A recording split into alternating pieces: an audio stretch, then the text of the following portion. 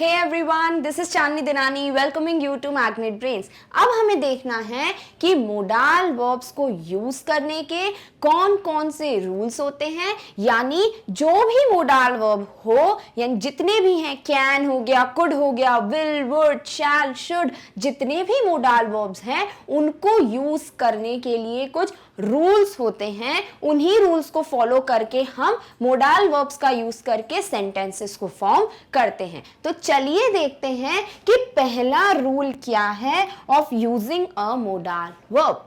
तो पहला रूल कहता है modals are never used alone in a sentence. जिसका मतलब क्या हुआ कि अगर आप कोई भी सेंटेंस लिख रहे हो उसमें अगर आप मोडाल वर्ब को अकेले यूज करोगे, यानी अगर आप मेन वर्ब को यूज नहीं कर रहे हो मोडाल वर्ब के बाद, तो ये बिल्कुल गलत सेंटेंस हो जाएगा, क्योंकि they are always used with a principal verb. यानी मोडाल वर्ब्स जो हैं वो हमेशा प्रिंसिपल वर्ब, प्रिंसिपल यानी जो मेन वर्ब है, यानी वर्ब का जो स्कूल है, वर्ब नाम का एक स्कूल है, हर एक स्कूल का मेन कौन होता है? उसकी प्रिंसिपल। तो वर्ब का भी मेन वर्ब कौन होगा? Principal verb. तो इसीलिए हम मेन वर्ब को प्रिंसिपल वर्ब भी कह देते हैं। तो मोडाल वर्ब्स को प्रिंसिपल वर्ब के बिना यूज करना गलत है। आप कभी भी मोडाल वर्ब्स को अकेले यूज नहीं कर सकते हो। जैसे दो सेंटेंसेस ले लेते हैं।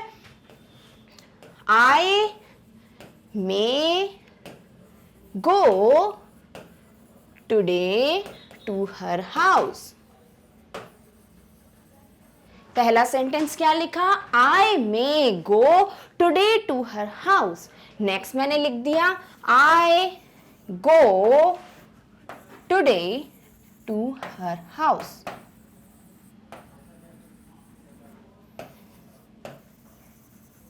पहले में मैंने लिखा I may go today to her house, दूसरे में लिख दिया I may today to her house. तो क्या जब मैं मे को अलोन यूज कर रही हूं, यानी जब मैंने मे जो कि एक मोडाल वर्ब है उसके बाद मेन वर्ब यानी यहां पे एक्शन क्या हो रहा है वही नहीं लिखा, तो क्या मुझे कुछ समझ आ रहा है कि इस सेंटेंस में आई मे व्हाट, आई डोंट नो, कि मे के बाद आपने बताया ही नहीं कि एक्शन कौन सा परफॉर्म हो रहा है। तो ये सेंटेंस हो गया गलत। पर जब मैंने मोडाल वर्ब के बाद एक मेन वर्ब लगाया था जिसको हमने गो कह दिया है, तो क्या इस सेंटेंस का मीनिंग निकल रहा है कि I may go today to her house, कि आज मैं उसके घर जा सकती हूं। तो जाने का काम हो रहा है वो किस में पता चला? फर्स्ट सेंटेंस में। तो अगर आप मोडाल वर्ब्स को सिर्फ अकेले यूज कर दोगे without using a main verb after it, अगर उसके बाद एक मेन वर्ब एक प्रिंसिपल वर्ब नहीं लगाएंगे आप, तो क्या होगा? वो गलत हो जाएगा, क्योंकि यही हमारा पहला रूल कह रहा है। चलिए कुछ सेंटेंसेस और देखते हैं। You should the name on your notebook. यहां क्या बोल रहे हैं? यू शुड क्या? The name on your notebook. अच्छा ठीक है, ये तो पता चल गया कि मुझे कुछ बोला जा रहा है मेरी नोटबुक, मेरी कॉपी पे जो नाम लिखा है उसके बारे में। पर उसके करना क्या है, मुझे एक्शन क्या परफॉर्म करना है वो पता चल रहा है? नहीं पता चल रहा। अगर मैं इस सेंटेंस के बाद शुड के बाद राइट ऐड कर दूं, तो क्या मुझे मीनिंग मिल रहा है कि you should write the name on your notebook, कि आपको अपनी नोटबुक, अपनी कॉपी पे अपना नाम लिखना चाहिए। तो क्या अब समझ आ गया कि मैं शुड जो कंडीशन है वो किस चीज के लिए बोल रही थी? लिखने के लिए, राइट के बारे में बोल रही थी। पर क्योंकि फर्स्ट सेंटेंस में हमने सिर्फ मोडाल वर्ब को अलोन अकेले यूज किया था, हमने मेन वर्ब नहीं लगाया था, तो ये सेंटेंस अपना मीनिंग हमको कन्वे नहीं कर पाया, बता नहीं पाया। तो ये क्या हुआ? ये हमारा रूल नंबर 1 हमें बता रहा है कि कभी भी मोडाल वर्ब को अकेले यानी बिना मेन वर्ब के यूज मत कीजिए। ठीक है, चलिए दूसरा सेंटेंस देखते हैं। I can the stars. क्या इसका मीनिंग आप मुझे बता सकते हो? आई कैन, बात मेरी हो रही है, ठीक है। द स्टार्स, तारों को, पर क्या आई कैन वॉट, कुछ पता चल रहा है, एक्शन पता चल रहा है, एक्शन नहीं पता। तो यहां पर हम मोडाल वर्ब को अकेले यूज कर रहे हैं तो मीनिंग कन्वे नहीं हो रहा। पर अगर हम कैन के बाद मेन वर्ब सी ऐड कर दें, यानी देखना, I can see the stars, मैं तारों को देख सकता हूं, तो क्या देखने की बात इसमें पता चल गई? क्या सेंटेंस कंप्लीट हो गया कि मैं स्टार्स जो है, तारे जो हैं, वो देख सकता हूं। तो यहां पर हमने जब मोडाल वर्ब को alone without a main verb use किया था तो वो रॉन्ग था। पर अब हमने जब एक मेन वर्ब जो कि सी है उसको ऐड कर दिया तो हमारा सेंटेंस का मीनिंग बिल्कुल कंप्लीट हो गया। तो मोडाल वर्ब्स अकेले यहां भी प्रूव कर रहे हैं कि हमें अकेले लगाओगे मेन वर्ब के बिना तो हम मीनिंग नहीं बताएंगे। चलिए next sentence, you may the cricket. You यानी आप, मे द क्रिकेट, अब क्रिकेट की बात हो रही है, आपकी बात हो रही है, पर बीच में एक्शन क्या है पता चल रहा है? नहीं पता चल रहा। चलिए इसके बाद एक्शन वर्ब जोड़ देते हैं। मे के बाद मैंने प्ले लगा दिया। You may play the cricket, तुम क्रिकेट खेल सकते हो, राइट तो यहां पर क्रिकेट खेल सकते हो या नहीं खेल सकते हो उसकी बात कैसे पता चली? जब मोडाल वर्ब के साथ हमने मेन वर्ब लगाया। तो यहां पर जो पहला रूल है उसे हमें दिमाग में रखना है कि कभी भी मोडाल वर्ब के बाद अगर मेन वर्ब नहीं लगाओगे तो सेंटेंस गलत हो जाएगा। क्लियर है? चलिए देखते हैं कि नेक्स्ट रूल क्या है। नेक्स्ट रूल बोलता है modals are always followed by infinitive that is base form of verb without to.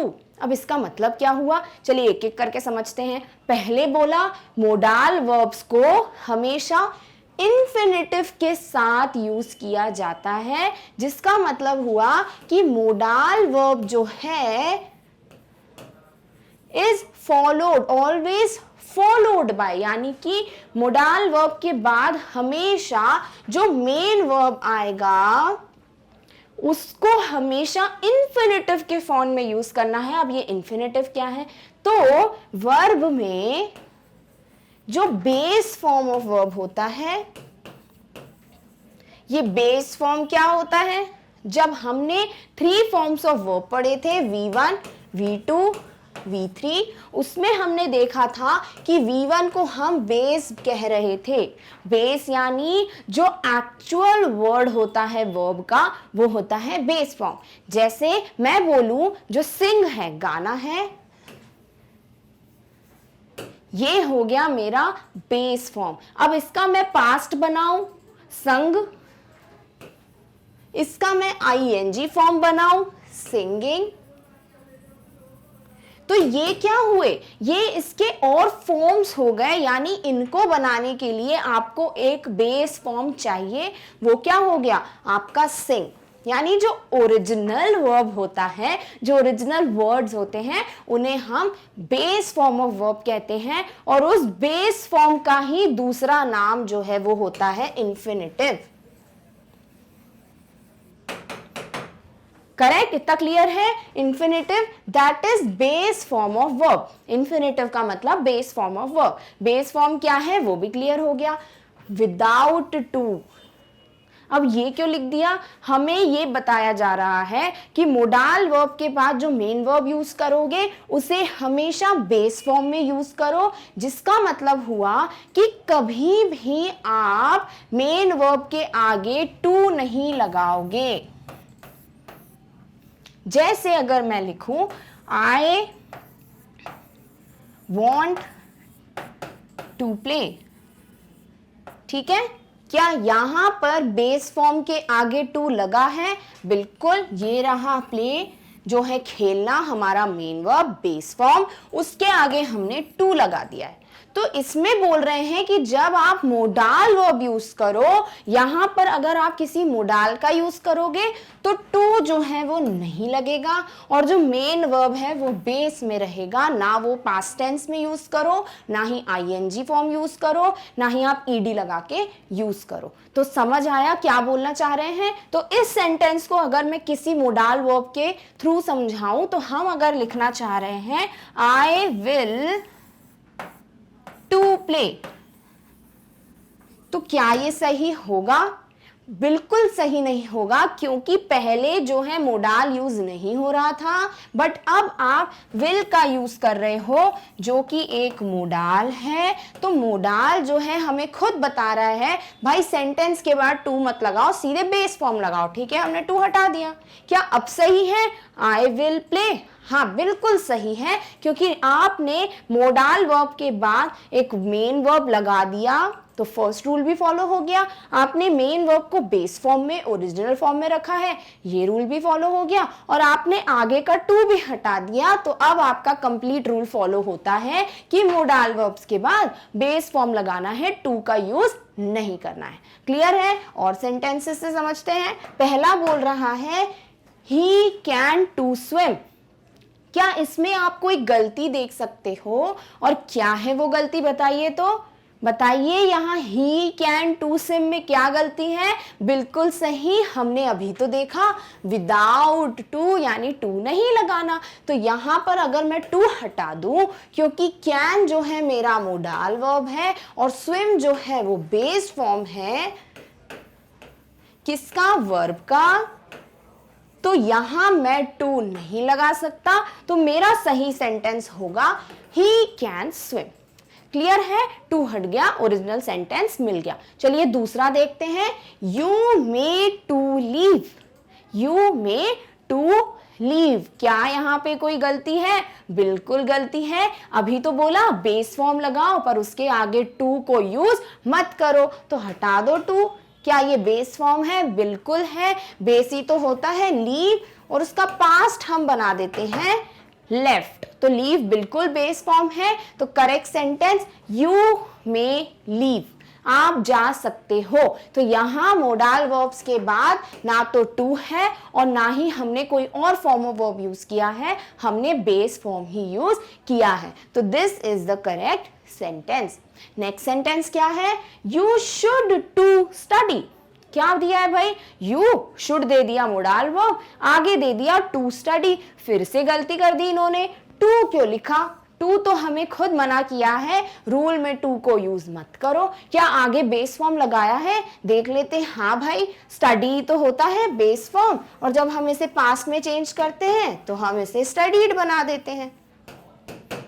तो बिल्कुल study is the base form, तो ये सेंटेंस हो जाएगा you should study. You should study यानी आपको पढ़ना चाहिए, तो शुड मोडाल वर्ब है, हमने base form of verb study लगाया है, बीच का टू हटा दिया। तो हमारा ये रूल भी क्लियर हो गया कि हम मोडाल वर्ब्स के बाद बेस फॉर्म यूज करते हैं और उसके आगे टू को नहीं लगाते हैं। चलिए नेक्स्ट रूल देखते हैं। नेक्स्ट रूल है a modal is not followed by another modal.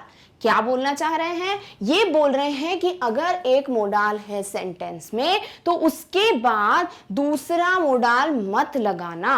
अगर एक सेंटेंस की बात करते हो, सेंटेंस जो है वो फुल स्टॉप पे खत्म, क्वेश्चन मार्क पे खत्म, या फिर दूसरे सेंटेंस की बात चालू हो जाए उसके बाद, तो इस सेंटेंस में जो हमारा एक सेंटेंस है उसमें दो मोडाल एक साथ नहीं आ सकते। अगर दो मोडाल्स आएंगे तो क्या होगा भाई? दो मोडाल्स आएंगे तो दोनों लड़ेंगे कि या तो मेरी कंडीशन बताओ या फिर मेरी कंडीशन बताओ। जैसे अगर मैं लिखूं आई कैन कुड डांस, तो यहां दो मोडाल वर्ब्स एक साथ आ गए। अब कैन लड़ रहा है कि कुड तुम निकलो, मेरी कंडीशन आएगी कि मैं डांस कर सकता हूं। कुड ने बोला क्यों भाई, मैं रहूंगा, मेरी कंडीशन रखो कि मैं डांस कर सकता था। तो क्या इस सेंटेंस में आप किसी रिजल्ट, किसी निष्कर्ष पे आ पाओगे कि ये डांस कर सकता था या करता है?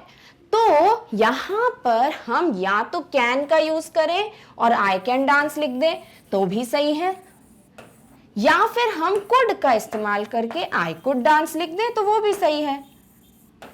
तो देखो यहां पर गलती क्या थी, दो मोडाल वर्ब्स को एक साथ यूज किया था। तो वही तो हमारा रूल कह रहा है कि एक मोडाल हो अगर सेंटेंस में तो दूसरा मोडाल उसके बाद मत लगाओ। ठीक है, चलिए सेंटेंस देखते हैं। दे मे should go to market.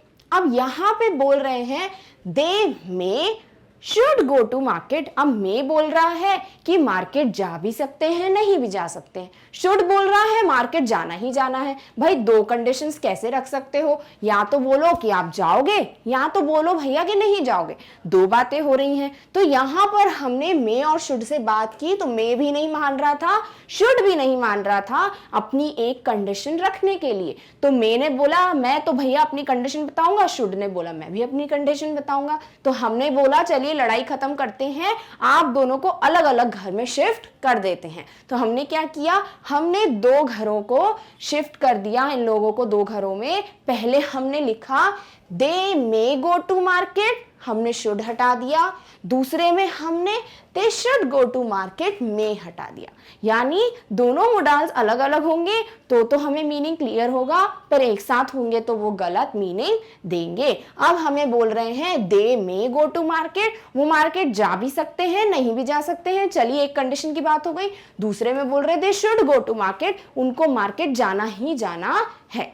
Clear है, दोनों कंडीशंस अलग अलग रखोगे तो एक मोडाल वर्ब ही एक सेंटेंस में रह सकता है, दोनों को एक साथ नहीं रख सकते। नेक्स्ट सेंटेंस देखते हैं। I can should work hard. यहां बोल रहे हैं I can should work hard, यानी मैं मेहनत कर सकता हूं।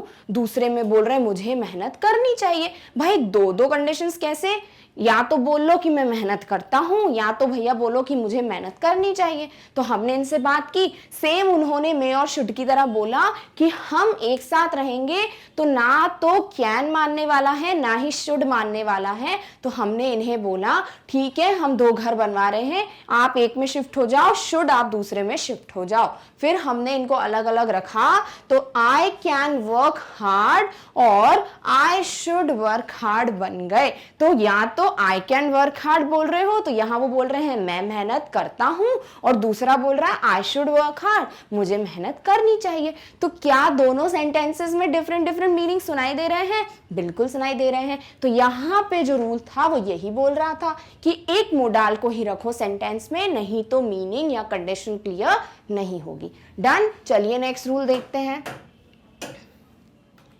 नेक्स्ट रूल है modals are same for all the pronouns. कोई भी प्रोनाउन ले लीजिए, मोडाल हर एक प्रोनाउन का जो है वो सेम ही रहता है। अब प्रोनाउन क्या है? प्रोनाउन वही है जो हमने टेंस में पढ़े थे। कैसे पढ़े थे भाई? फर्स्ट पर्सन पढ़ा था हमने, सेकंड पर्सन और थर्ड पर्सन। हमने जब हेल्पिंग वर्ब्स पढ़े थे तब हमने देखा था कि तीन पर्सन होते हैं, first person, second person, third person. First person कौन है भाई? जो बात कर रहा है, जैसे यहां पर मैं स्पीकर, जो किसी चीज के बारे में बोल रहा है वो हो गया फर्स्ट पर्सन। और सेकंड पर्सन कौन भाई? जिससे बात हो रही है, यानी आप, लिसनर। और थर्ड पर्सन कौन है? जिसके बारे में बात हो रही है, तो the person about whom we are talking, वो हो गया थर्ड पर्सन। तो तीन पर्सन होते हैं। अब इन तीनों पर्सन को बताने के लिए हम क्या यूज कर सकते हैं? या तो आप नाम यूज करो, पर क्या आपको सबके नाम पता होते हैं? नहीं। तो जब आपको नाम नहीं पता होते, नाम यानी नाम का मतलब नाउन, जब आपको किसी का नाम नहीं पता, नाम ही को हम नाउन बोलते हैं। जैसे रमेश, सुरेश, शारदा, ये क्या हुए? ये नाम हुए, तो ये हुए नाउन।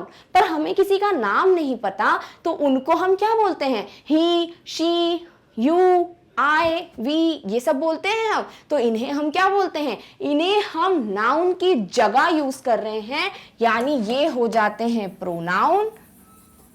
और इन प्रोनाउन के बारे में ही बोला जा रहा है कि कोई भी प्रोनाउन आ जाए, फर्स्ट पर्सन का आए, सेकंड पर्सन का आए, थर्ड पर्सन का आए, जो मोडाल वर्ब्स हैं वो चेंज नहीं होते हैं। देख लेते हैं भाई, फर्स्ट पर्सन अगर देखें तो फर्स्ट पर्सन कौन, मैं बात कर रही हूं, तो मैं क्या बोलूंगी, आई एम स्पीकिंग, तो मैं अकेली हूं, सिंगुलर आई। जब हम बहुत सारे लोग हैं यहाँ पर, हम सब बात कर रहे हैं, तो हम क्या बोलेंगे, वी आर स्पीकिंग, हम बात कर रहे हैं, तो वी हो गया प्लूरल ऑफ फर्स्ट पर्सन, तो आई हो या वी हो। या फिर जब हम किसी के बारे में यानी आपसे बात कर रहे हैं, तो हम क्या बोलेंगे, यू आर लिसनिंग, आप सुन रहे हो, यू आर वॉचिंग, आप देख रहे हो। तो क्या हुआ, यहां हम आपकी बात कर रहे हैं तो यू, अब क्या यू बोल रहे हैं तो एक की बात कर रहे हैं कि सभी की, तो आप एक की बात करते हो तो भी यू बोलते हो, बहुत सौ की बात करते हो तो भी यू बोलते हो। फिर जब हमें नहीं पता कि हम जिसकी बात कर रहे हैं उसका नाम क्या है, तो वो अगर कोई लड़का है तो हम बोल देते हैं ही, अगर वो कोई लड़की है हम बोलते हैं शी, और अगर हम ऐसी चीज की बात कर रहे हैं जिसका हमको जेंडर नहीं पता, जैसे हम कर रहे हैं बारिश की बात, तो हम बोल देते हैं इट।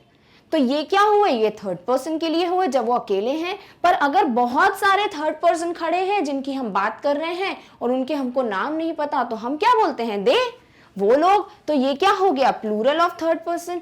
तो अगर आप सिंगुलर या plural of first person use करो आई वी, या फिर आप सेकंड पर्सन यू यूज करो, या थर्ड पर्सन यूज करो ही शी इट या दे, कभी भी जो मोडाल्स हैं वो चेंज नहीं होते हैं। मोडाल्स तो भाई जैसे हैं वैसे के वैसे ही यूज होंगे।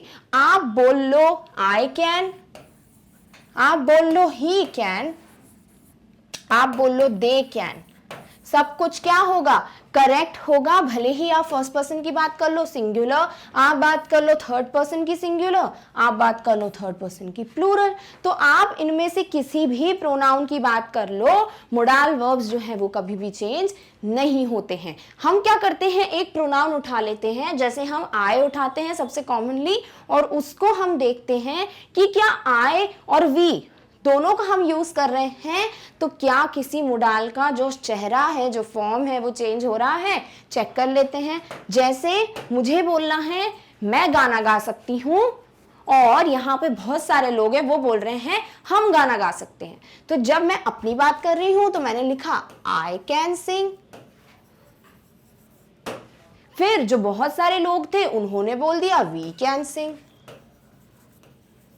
फिर यहां पर कोई खड़ा था, उसने बोला कि अरे अरे वो भी गाना गा सकता है, तो हमने लिख दिया ही कैन सिंग। और वहां एक लड़की थी, वो भी गा सकती थी, तो शी कैन सिंग। फिर वहां पे इतना बड़ा ग्रुप था, हम सब हो गए, आई हो गया, वी हो गया, ही हो गया, शी हो गया, तो सामने एक जन खड़ा था, उसने बोला कि भाई इसका मतलब है आप सब गाना गा सकते हो, तो दे कैन सिंग, यानी ये सब के सब गाना गा सकते हैं। तो क्या यहाँ पे जब मेरी बात हो रही थी तो मोडाल वर्ब कैन है, बिल्कुल है। क्या जब हम हमारी सबकी बात कर रहे थे तो क्या मोडाल वर्ब कैन था, बिल्कुल। क्या जब मैं उस लड़के की बात कर रही हूँ तो मैंने कैन रखा है, बिल्कुल। जब मैं उस लड़की की बात कर रही हूँ तो भी कैन रखा है। और जब हमने सबके बारे में बात कर ली जो भी वहां खड़े हैं, तो भी मैंने कैन को ही रखा है। इसका मतलब जब भी आप किसी प्रोनाउन, किसी पर्सन की बात करोगे, प्रोनाउन का जो चेहरा है वो चेंज नहीं होता है, कैन का कैन ही रहेगा, कुड का कुड ही रहेगा। ऐसे ही सारे मोडाल वर्ब्स यहाँ पे फॉलो होंगे। क्लियर है? चलिए नेक्स्ट रूल देखते हैं। नेक्स्ट रूल है, चलिए उसके पहले यहाँ पर कुछ सेंटेंसेस हैं वो देख लेते हैं। जैसे यहाँ पर क्या दिया है, I, we, you, he, she, it, they, सबके साथ एक एक सेंटेंस हम देख लेते हैं। आई कैन सिंग, अभी देखा, we can sing, you can sing, he can sing, she can sing, they can sing and it can rain today. यानी जब हमने इट की भी बात की तो भी हमने कैन का ही यूज किया, हमने कैन्स या फिर कैनिंग ये सब नहीं लिख दिया, हमने उसको वैसा का वैसा ही रखा। तो कोई भी पर्सन हो रहा है चेंज, हमारा मोडाल वर्ब बड़ा अच्छा है, वो चेंज नहीं होता, वो तो बोलता है मैं तो भैया वैसा का वैसा ही रहूंगा, आप भले बदल जाओ। क्लियर है? चलिए नेक्स्ट रूल देखते हैं। नेक्स्ट रूल है use the modal verb as it is. क्या मतलब हुआ भाई?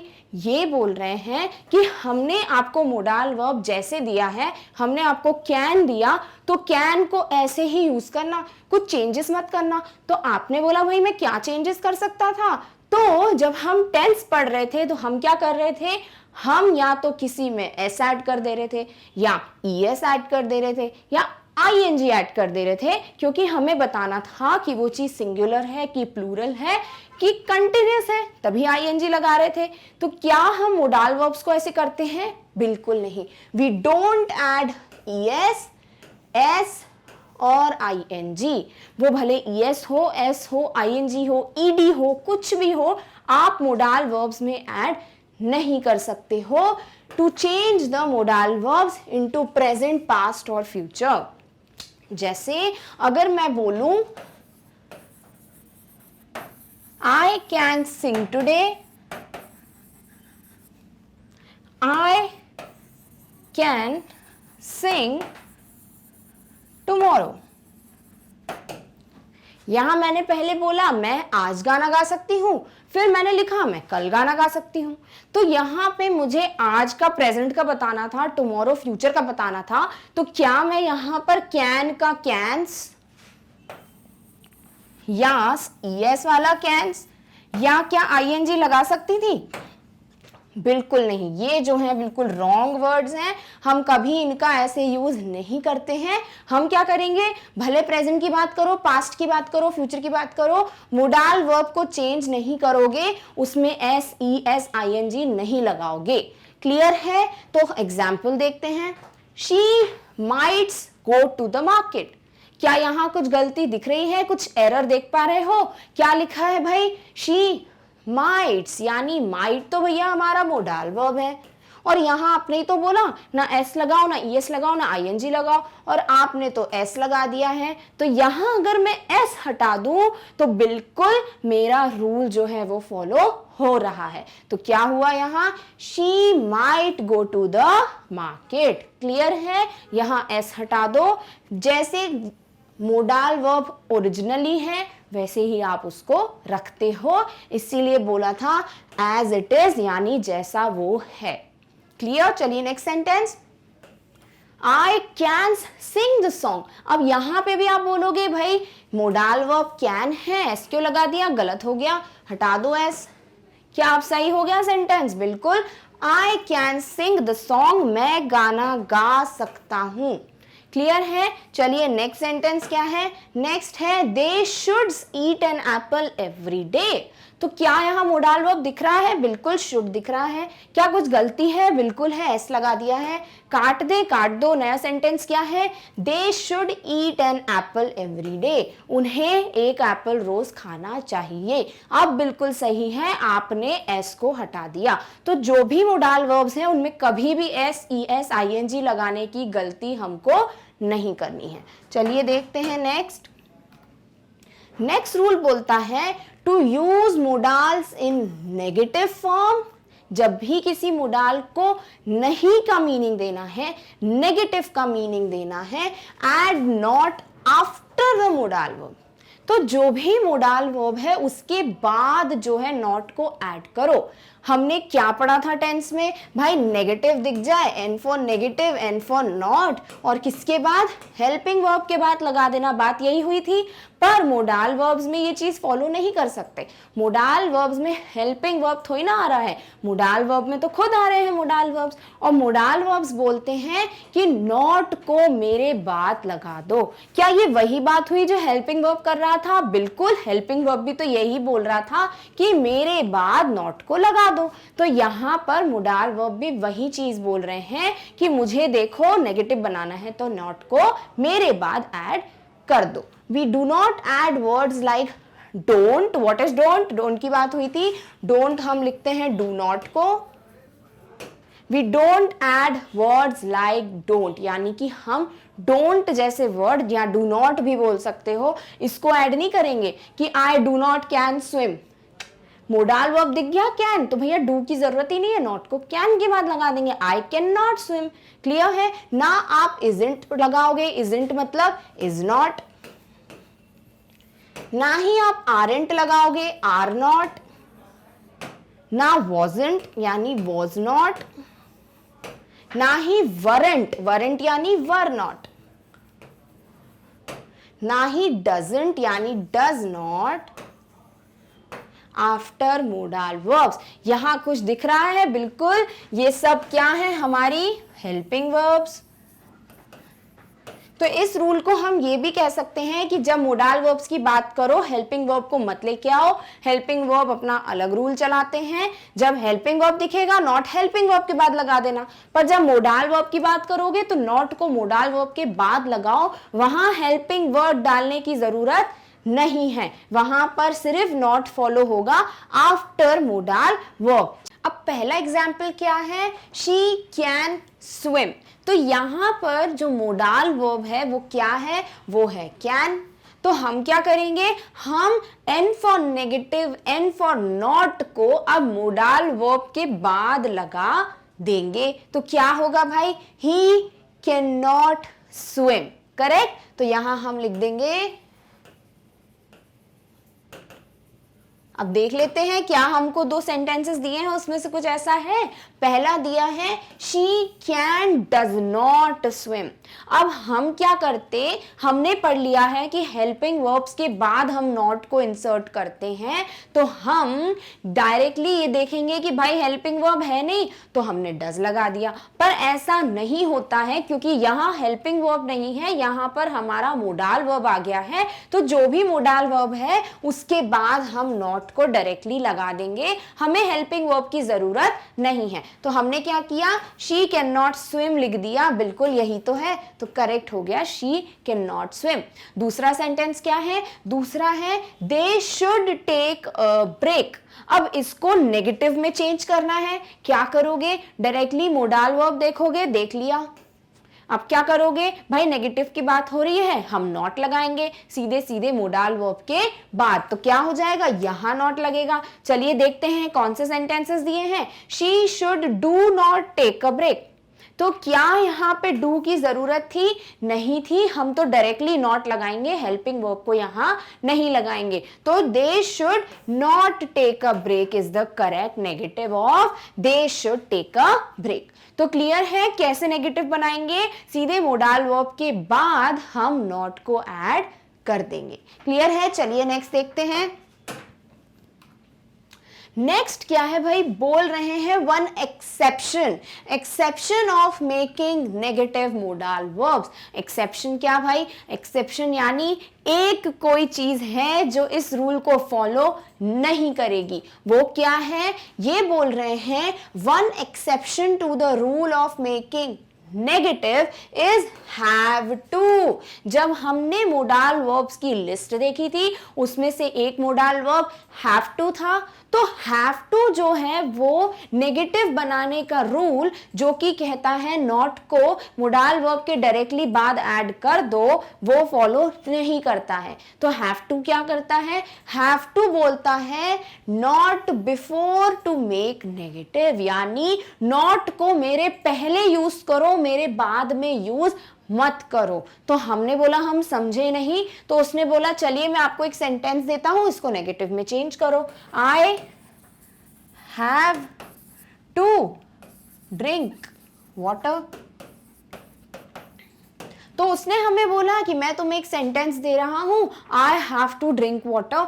अब नेगेटिव में चेंज करने के लिए उसको आप क्या करो? इस रूल को फॉलो मत करो, मैं दूसरा रूल दे रहा हूं उसे फॉलो करो। हमने बोला ठीक है। तो उसने बोला कि जो नॉट है उसको हैव टू के पहले ऐड कर दो। हमने कर दिया, I not have to drink water.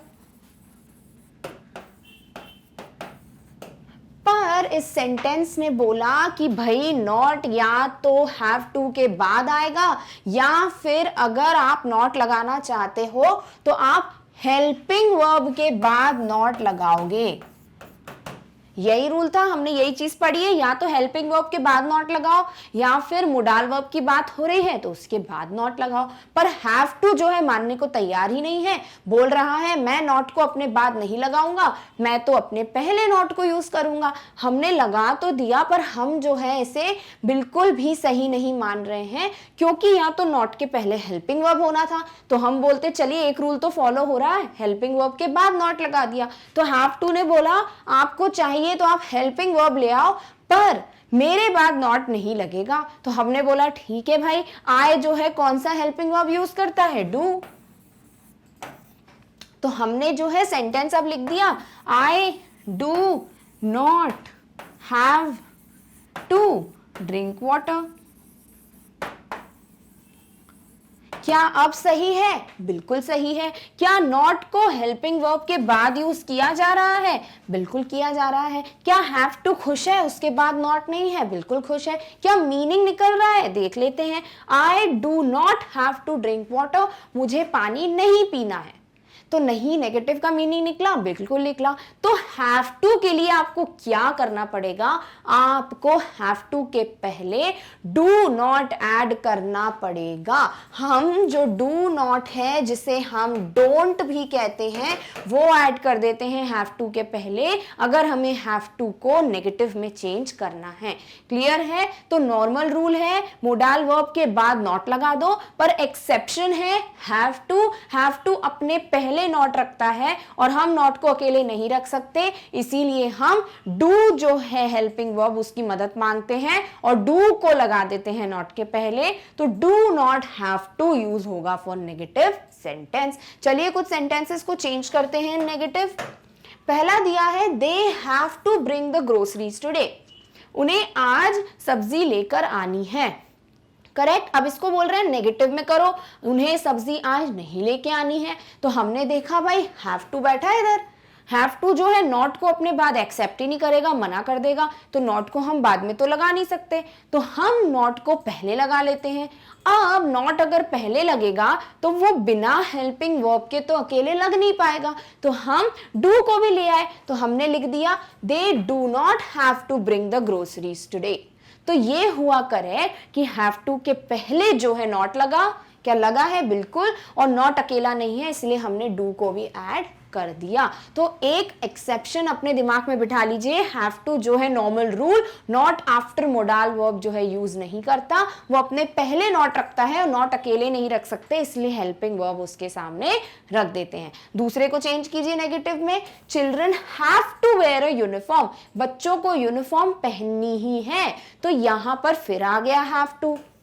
Change किस में करना है? नेगेटिव में। तो भैया नॉट बाद में लगाओ, नहीं, हैव टू एक्सेप्शन है, पहले रख दो, रख दिया। क्या अकेले रख सकते हो? नहीं, तो ले आए डू को, लेके आ गए, रख दीजिए। Children do not have to wear a uniform. Clear? बच्चों को यूनिफॉर्म नहीं पहननी है, तो एक्सेप्शन है हमारा हैव टू। क्लियर है? चलिए हमें नेगेटिव बनाना भी आ गया। अब एक इंपॉर्टेंट नोट है, एक इंपॉर्टेंट बात है जो आपको ध्यान में रखनी है, वो ये कि when we use not with can, जब कैन के बाद नॉट का इस्तेमाल कर रहे हो to express a negative statement, not कब यूज करते हो? जब नेगेटिव बनाना है। We always put them together, हम उन्हें हमेशा एक साथ रखते हैं, यानी they become one word, can not and not can not. क्या मतलब हुआ कि जब कैन के बाद नॉट लगाओगे तो उनको एक साथ रखोगे, कैन नॉट जोड़ दोगे, वो एक वर्ड बन जाएंगे, उनको अलग अलग नहीं रखोगे कि पहले कैन फिर स्पेस नॉट, ऐसा नहीं कर सकते। यहां पर कैन जो है वो नॉट के साथ जुड़ के एक वर्ड बन जाता है, और ये सिर्फ एक ही मोडाल वर्ब कैन में होता है, बाकी जो है वो अलग अलग होते हैं। जैसे अगर मैं लिखूं मे और इसको मुझे बनाना है नेगेटिव, मैं लिखूंगी मे नॉट, ये करेक्ट है, इसको एक साथ नहीं रख सकते। सिर्फ कैन जो है वो अपने साथ नॉट को एक साथ वर्ड बना के रखता है, कैन नॉट वो कभी भी सेपरेटली नहीं बैठते हैं। बाकी मोडाल वर्ब्स नॉट को अपने आगे रख तो लेते हैं पर अलग अलग वर्ड्स में वो एक साथ वर्ड नहीं फॉर्म करते हैं। मे हो गया, या शुड लिख लीजिए, शुड के आगे नेगेटिव बनाने के लिए क्या करेंगे? नॉट रखेंगे, इनको एक साथ नहीं जोड़ देंगे कि शुड नॉट ये गलत है, ये करेक्ट है। बस एक ही है जो एक साथ बनते हैं, वो है can not. But with other modals not is always a separate word. बाकी मोडाल्स के साथ नॉट हमेशा सेपरेट वर्ड ही होगा। डन। कुछ एग्जाम्पल्स देखो। I can drink 3 litres of water in a day. मैं रोज 3 लीटर पानी पी सकता हूं। अब इसे नेगेटिव में चेंज कीजिए। क्या करेंगे भाई? आई कैन के बाद लगाएंगे नॉट, क्योंकि वो मोडाल वर्ब है। I can not drink 3 litres of water in a day. Negative बन गया, पर वो नेगेटिव लिखोगे कैसे? क्या ऐसे लिखोगे आई कैन और नॉट अलग, कि आई कैन नॉट को एक साथ लिखोगे? भाई हमें पता है कैन अकेला वर्ड है जो नॉट के साथ सिंगल यूज होता है, सेपरेटली यूज नहीं होता, तो ये करेक्ट है, ये रॉन्ग है। ठीक है, तो बाकी रूल्स जो है सीधे सीधे चल रहे थे। नेगेटिव में 2 चीजें बिल्कुल याद रखनी है। सारे मोडाल वर्ब्स नॉट को अपने बाद लगा के नेगेटिव बनाते हैं। हैव टू एक्सेप्शन है, वो डू नॉट लगा लेता है अपने पहले। और कैन नॉट बनाते वक्त हम कैन नॉट को एक ही वर्ड मानते हैं, अलग अलग नहीं रखते, पर बाकी मोडाल वर्ब्स अलग रहते हैं और नॉट जो है वो सेपरेटली उनके साथ यूज होता है। क्लियर है? चलिए नेक्स्ट देखते हैं। नेक्स्ट है हमारा रूल 6, जो बोलता है modal verbs come before the subject in questions. यानी नेगेटिव बनाना तो सीख लिया, इसका इंटेरोगेटिव कैसे बनाओगे? इंटेरोगेटिव मतलब क्वेश्चन वाले क्वेश्चन मार्क आता हो जिसमें। तो आपने जब हेल्पिंग वर्ब के साथ क्वेश्चंस बनाए थे तो क्या करते थे? हम सब्जेक्ट के पहले हेल्पिंग वर्ब को शिफ्ट कर देते थे। क्या यहां पे भी सब्जेक्ट होगा? बिल्कुल होगा। सेंटेंस में किसी की बात तो हो ही रही होगी। और यहां पर हेल्पिंग वर्ब है क्या? नहीं, बट यहां पर हमारे मोडाल वर्ब्स हैं। तो क्या करोगे भाई? सेम चीज करेंगे, मोडाल वर्ब को सब्जेक्ट के पहले शिफ्ट कर देंगे। क्या ये वही चीज है? बिल्कुल, कुछ याद करने की जरूरत नहीं है। हमने बस यहाँ हेल्पिंग वर्ब को मोडाल वर्ब में चेंज कर दिया। जैसे अगर मैं लिखूं I should eat an apple, मुझे एक एप्पल खाना चाहिए। Change this into interrogative sentence. इसको एक इंटेरोगेटिव सेंटेंस में चेंज कीजिए। क्या करेंगे भाई? ढूंढेंगे मोडाल वर्ब को। क्या है? शुड। सब्जेक्ट क्या है हमारा? आई। क्या करोगे? शुड को आगे शिफ्ट कर दो।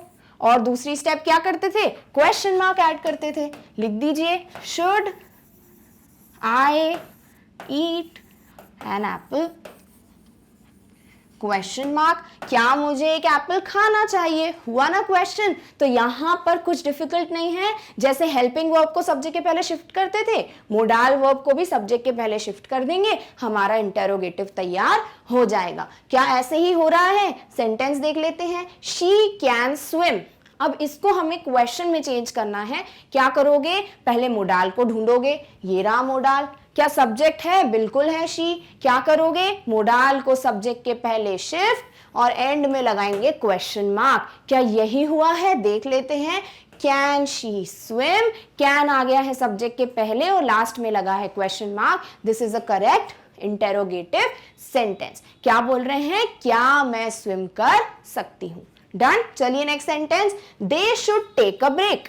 इसको आपको इंटेरोगेटिव में चेंज करना है। आप ढूंढोगे मोडाल वर्ब जो कि है शुड। क्या करोगे? सब्जेक्ट के पहले शिफ्ट, एंड में लगाओगे क्वेश्चन मार्क। क्या बन गया? Should they take a break. क्या उनको ब्रेक लेना चाहिए? हो गया हमारा क्वेश्चन रेडी। एक और स्टेटमेंट देख लो। You can bring me some money.